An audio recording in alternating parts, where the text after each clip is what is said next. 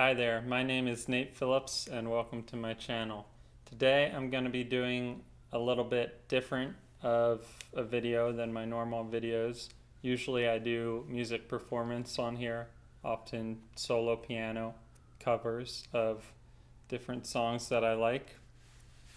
But today I'm going to be doing a tutorial of my video Silver Soul. It was a video I did in July. It was a cover of the song Silver Soul, originally by the band Beach House. Basically, in the comments, people were saying, hey, you should do a tutorial, and I kept getting comments, tutorial, please make a tutorial. So I figured, hey, if the audience wants it, I'll give it a try. But I should say right off the bat, this isn't going to be a note for note, here's what you do, here's how you play it, every single note, every single chord.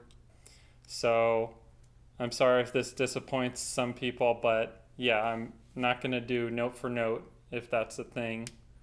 And I don't have sheet music of it, number two, because it's not an arrangement.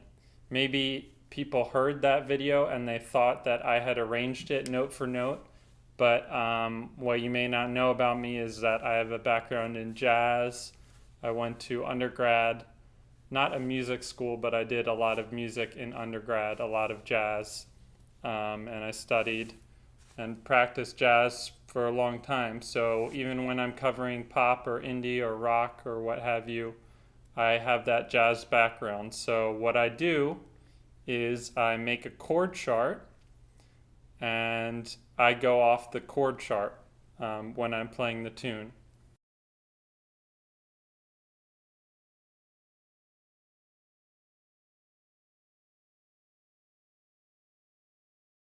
I did not have an arrangement for this song. I didn't sit down before I made that video for Silver Soul and write out note for note what I was going to play. All I knew were the chord changes and the form of the original song. So most of that video is improvisation. It's not a note for note chart. So there's 5 main points I wanted to hit on with this Silver Soul cover. Number 1 was that I made a chart by ear. Number 2 is that I have chords and melody in the right hand. Number 3 is the contrary motion in the beginning of the song. Number 4 is that it's rhythmically interesting throughout most of the recording. And then 5 is that I have a catchy solo in there.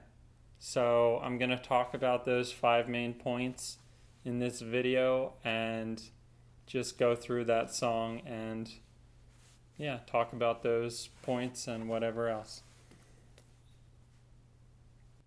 So one thing I want to talk about with this video is this contrary motion in the beginning, which is not really something unique that I did. It's in the original where they have this line going up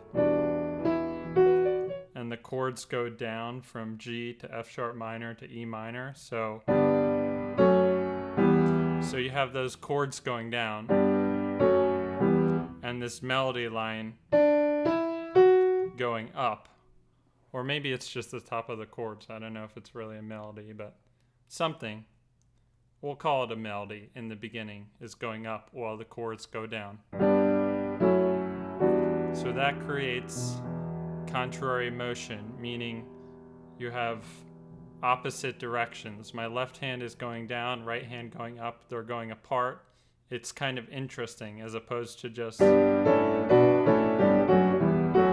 moving the same direction, which you definitely don't want to do all the time. So that right there created an interesting intro. I think the chords I did were something like this: G, D, G, B, D. You can think of it as like this bass thing, octave with a fifth, and then fill out the triad with B and D. Or you could think of it as a triad with G and D in the bass. But I think I play it like this.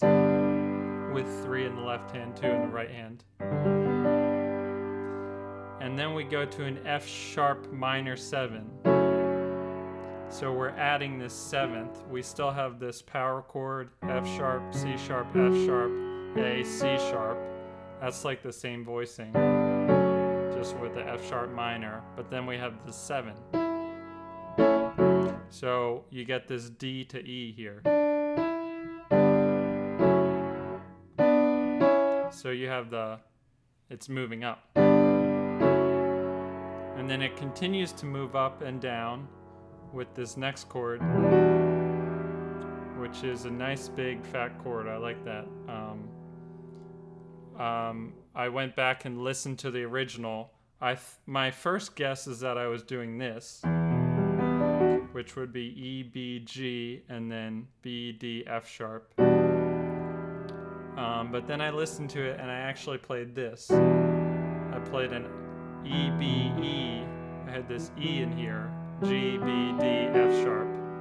So it's a 7-note voicing. You have 1, 2, 3, 4, 5, 6, 7. So in addition to going down and up, I also added voices. We started with 5 notes. This one's 6 notes. And then this one's 7 notes. Unless I might have just been playing an octave there. I'm not sure exactly.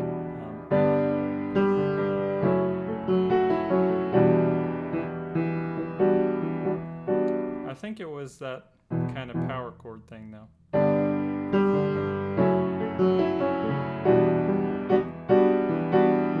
And then another thing I do there in that intro is I sort of, which I do throughout, is sort of arpeggiating a little bit in the left hand. And the right hand, just arpeggiating, breaking up the chords a little bit and being rhythmic. Sorry.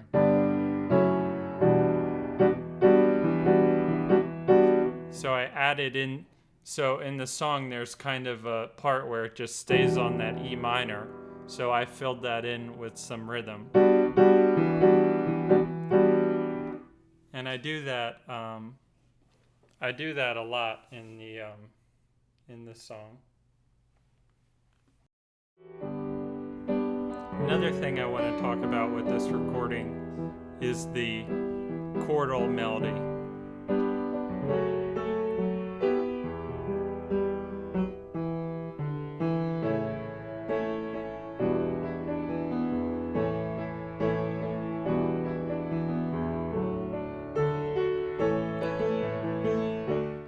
So instead of playing the chords in my left hand and the melody in my right hand like this,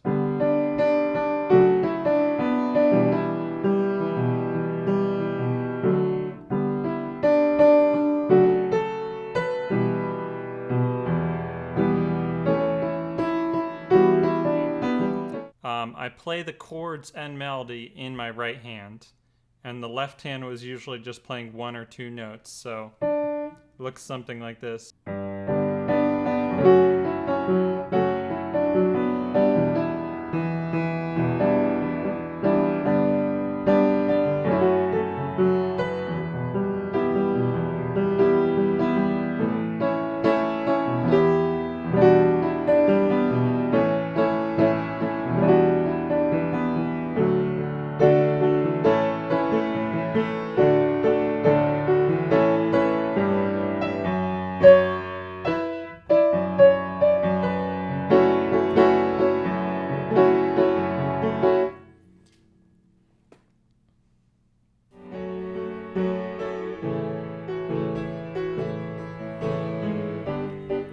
See, there's a lot of points in here where the left hand was still interesting.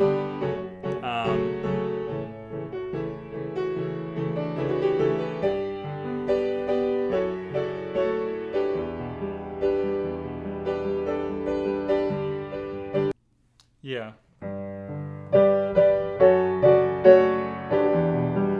Like for that part. Something like that. See how my left hand is not just I had a lot of these broken up, not quite like that, but broken up left hand arpeggios. I think that's one of the thing that just worked really well about this recording, is that it's rhythmically interesting. Besides just the bass rhythm, which is just a one, like half notes. You get what I mean? The rhythm stays interesting.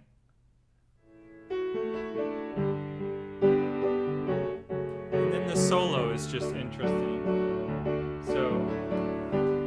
So about 2 minutes in right here, we're at 150. I go from the end of the chorus into a solo, back on the verses. And I think you can hear it. The solo works well because the lines build off each other. Like, let me just deconstruct a little bit for you. Going back here. Let's look at the beginning.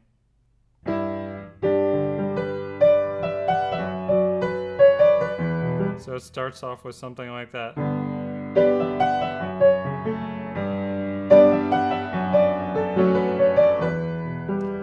The left hand was doing these broken chords.